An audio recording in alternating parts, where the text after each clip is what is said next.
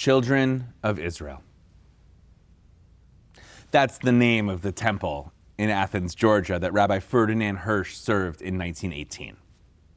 He gave a sermon to the Children of Israel congregation in the midst of a pandemic, just over 100 years ago. That sermon included these words: "The hand of God is laying heavily upon the world. There is so much to learn these days. Let me plead with you, nay, demand of you, that you make peace with one another. Let's be friends. Bury past quarrels. Life is so short and uncertain." On this Yom Kippur, and at this moment in history, his words are striking. We need to make peace, for life is short and uncertain. Tonight calls for us to make peace with God, with each other, and with ourselves.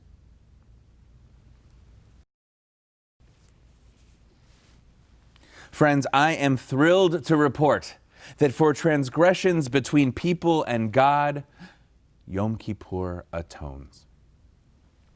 But for transgressions between people, Yom Kippur does not atone unless there is teshuvah, unless there is repair. In 1918, Rabbi Hirsch reminded people to make peace and to create space for forgiveness. I believe we need that same reminder. We need it in our country, in our community. We may even need it in our families and in our homes. What was it that triggered Rabbi Hirsch's message 100 years ago? Perhaps it was some petty disagreement within the temple. Or maybe people were being thoughtless and selfish during the pandemic, during a time of crisis, causing rifts in important relationships. Possibly an unhealthy sense of resentment and antagonism had taken hold throughout society. Perhaps all of it. As Rabbi Glickman taught us on Rosh Hashanah, there is a disconnect in seeing others' humanity. There's been a shift in the way that people are treating each other, and hate and blame are really loud right now.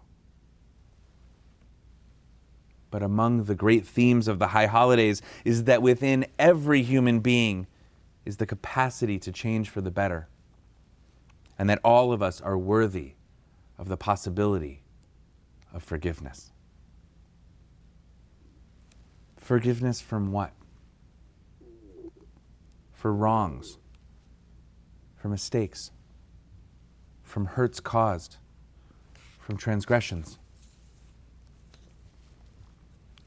I'm not talking about sins that are too grave to be forgiven. The treacherous actions of some people lie outside the realm of possible forgiveness. But I am speaking about transgressions like unconsciously or perhaps consciously embarrassing or offending someone.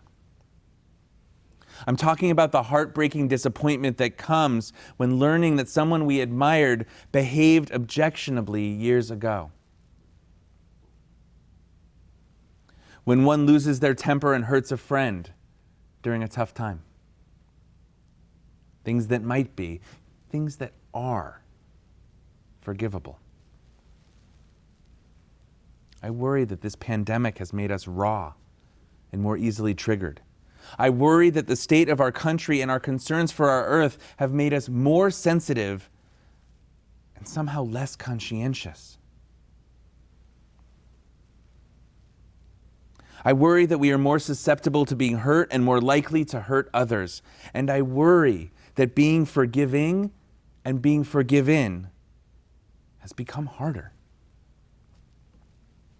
It concerns me how quickly we condemn or defend, sometimes without knowing the whole story.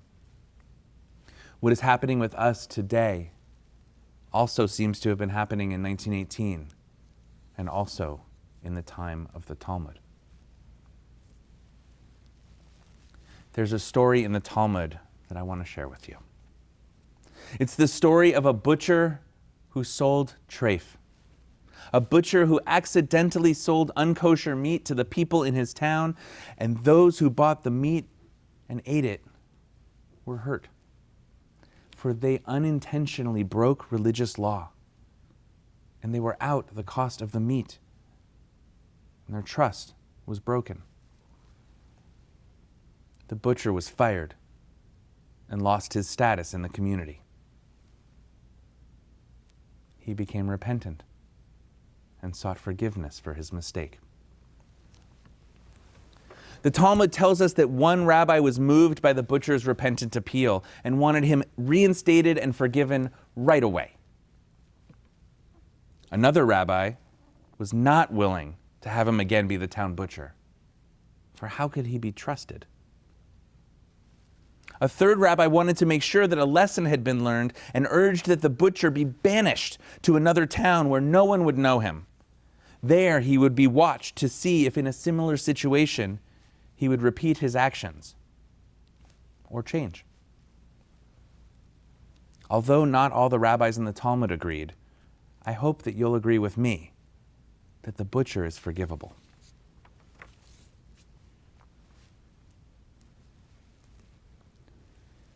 Children of Israel, I must beg your forgiveness because I have misled you. The Talmud doesn't say he accidentally sold the meat. It just says he sold it. So it's also possible that he sold it knowing exactly what he was doing, intentionally swindling his community and taking advantage of their good nature. Yet even if that was the case, I still believe him forgivable. I still believe there's a way back. How? He must do proper teshuvah. Judaism offers us a path of return to wholeness, to mend what we tear, to right what we have wronged. It is called teshuvah, turning, repenting, forgiving. Teshuvah happens when someone does the hard work to fix what they have broken. Teshuvah also happens when one who is wronged becomes able to forgive. For the butcher, teshuvah meant a sincere apology, financial restitution, a true understanding of why his behavior was wrong, and then, when presented a similar opportunity, to not repeat the act, to not do it again. What else might teshuvah mean? Can the person who consciously embarrassed someone engage in teshuvah by understanding the pain that they've caused and providing healing? I believe so. Can that offensive comment tweeted out into the world be a starting point for dialogue, leading to retraction and reversal? I believe so. Can that person who behaved objectionably years ago be seen today for what they are doing, having learned and not repeated those past behaviors? I believe so. Can that friendship, ruptured in a moment of unkindness and overreaction, become a source of healing and learning for both the injured and the injurer? I believe so. And so does our faith. When have we been like the butcher, causing harm, betraying trust, hurting others with our actions, or by failing to act? We've all had moments where we weren't our best selves, sometimes unintentionally, others on purpose. And that's why we need Yom Kippur. That's why we need teshuvah. I'd like to tell you a most inspiring story of teshuvah. Some of you may remember right around Passover 2 years ago, there was a musical performed right here, on this bima, here in our sanctuary. It was called Freedom Song. It told the story of a Passover Seder and a family dealing with the hurt caused by drug and alcohol addiction. You may remember that the cast was not professional actors, that they were residents of a Jewish treatment facility in Los Angeles called Beit Teshuvah, the House of Return. Beit Teshuvah is a rehab center, and so much more. It's a temple. It's a Jewish community. And they've helped thousands of Jews and non-Jews overcome addictions, leave behind criminal lifestyles, and find forgiveness. Beit Teshuvah helps lost souls get another chance at living free from jail and personal demons. The founding rabbi is one of the most inspirational people I know. When Rabbi Mark Borovitz preaches, it is hot like fire.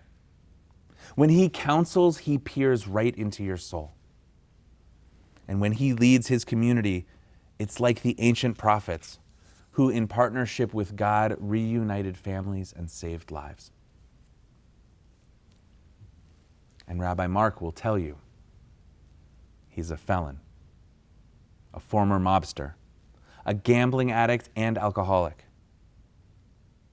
He's been clean and sober and living an honest life for a really long time. He has done the work of repentance and constantly seeks forgiveness. He brings Torah and street smarts together to save lives and teach about teshuvah.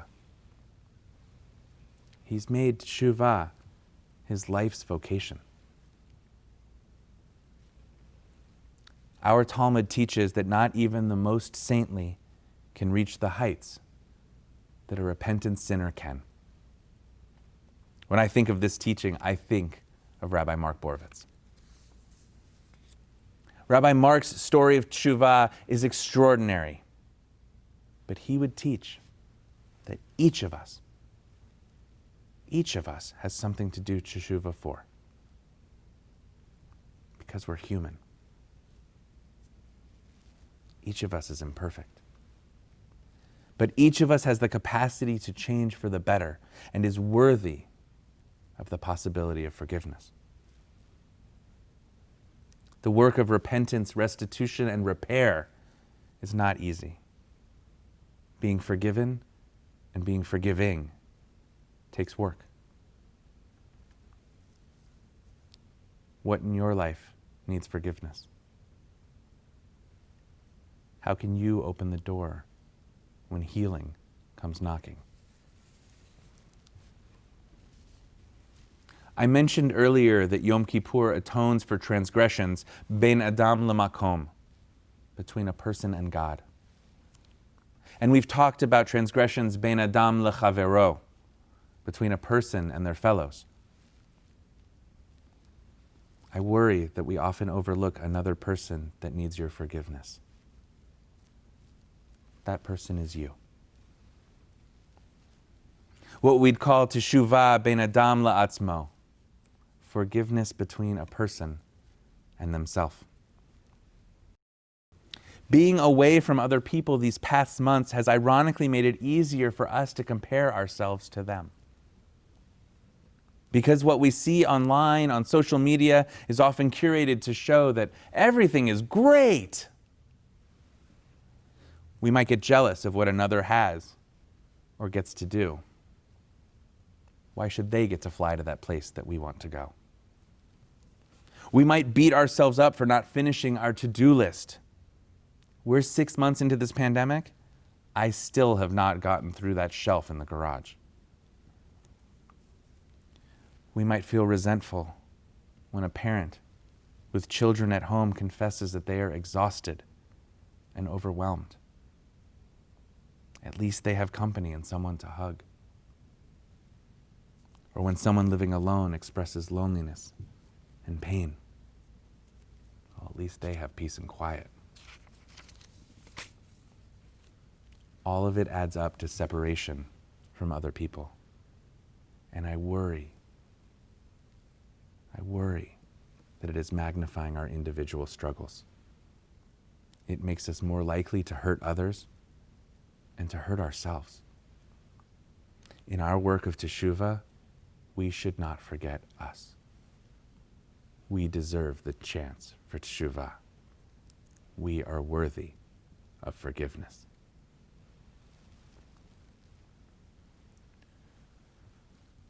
Rabbi Karen Kadar wrote these words. Forgiveness is a process, a path without an end, a bridge that leads to restoration. Forgiveness is what you do to your soul when you choose to live in light rather than darkness. God can forgive. Others can forgive. And so can you. What light can you help bring to our world? What do you need to forgive? Children of Israel, this past year we have transgressed. There is healing to be done, teshuvah to be sought. Whatever your wrongs, I beg you to try to make it right.